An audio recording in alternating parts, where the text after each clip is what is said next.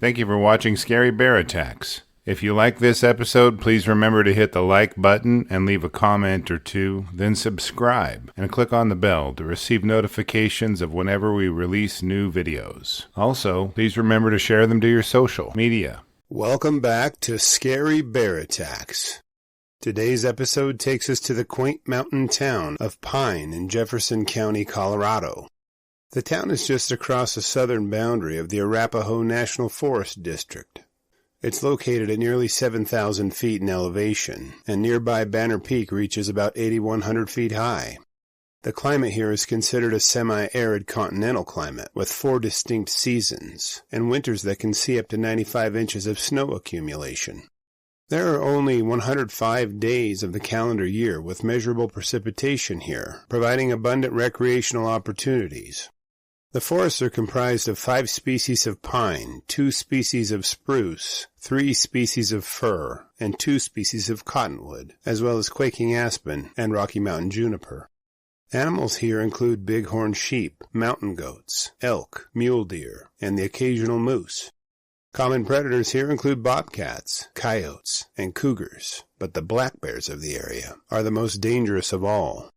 On the evening of August 26, 2019, 71-year-old John Johnson and his wife, Georgianne Fields, were cooking hamburgers for dinner.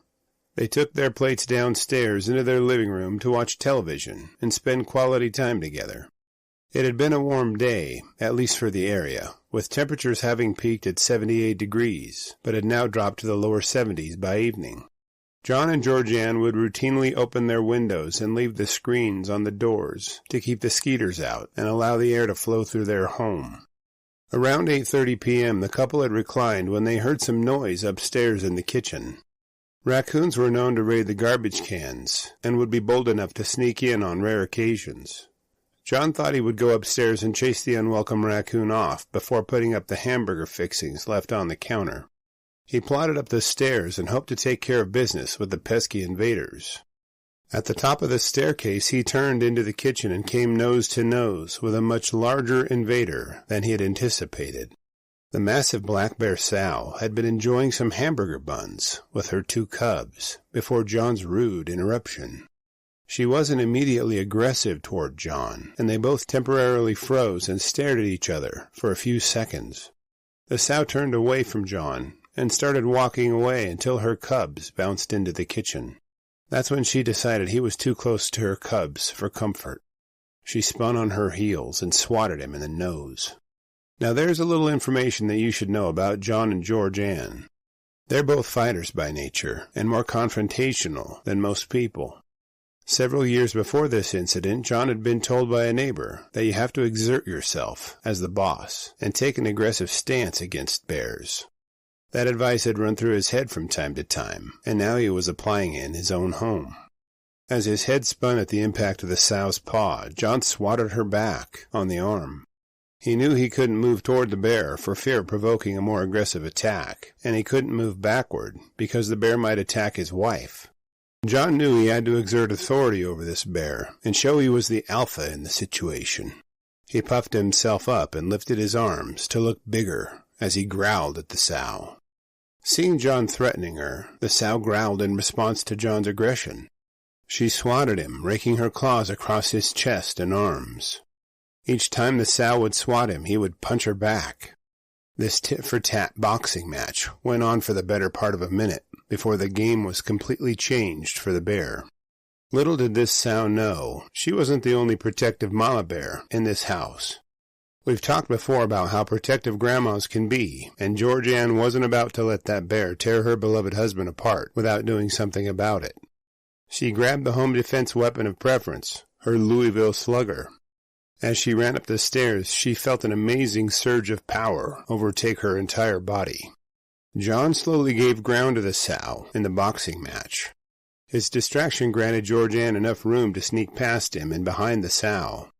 She stated later that she felt like she was the Louisville Slugger. Georgianne summoned her inner cave woman as she reenacted a battle scene that had undoubtedly played out thousands of times over eons. She lifted the bat over her head and brought the bat down, using both hands in repeated blows. She felt stronger than she'd ever felt, and the bear was feeling it too. At this point, the sow had been boxed, and now she had literally been battered with a bat. She spun so fast to get away that she knocked a hole in the wall in her cartoonish retreat. The sow blurred through the screen door, followed closely by her cubs. Following the fight, John and Georgianne gave each other a high five, grabbed a bag of chips, and popped the top on a couple of beers to relax again. I'm just kidding about that part, but it wouldn't surprise me one bit. Georgianne was completely uninjured during the attack, and John received several scratches to his chest, shoulders, and arms during the brouhaha. First responders treated his injuries at the scene, and, in no surprise, he declined to be taken to the hospital because, of course he did. Following the attack, the couple reviewed the footage on the security camera that looks over their back patio. The footage showed the bears approaching the door, sniffing the scent of food coming from it. The sow delicately slid her claws alongside the door and used her nose to push it open before entering. It was almost like she had done this before. She didn't even make any marks on the screen door or damage the screen. Wildlife officers combed the area in search of the bears most of the night before giving up to resume at 5:30 a.m. the following morning. They brought dogs out, and they immediately picked up a scent trail. Shortly before 7 a.m., they located the sow approximately 900 yards from the attack scene. They euthanized the sow due to her entering a human home and inflicting injuries, in strict compliance with policy.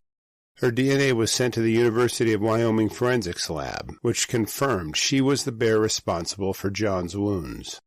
They searched for her cubs, but no source indicated if they were found or if anything at all was done with them. Georgianne stated that as she aged, she often wondered how she would respond to various threatening circumstances. Her brave and brilliant behavior put to bed any concerns she had about that topic. After reviewing the facts surrounding this episode, I'm left with a few questions for you.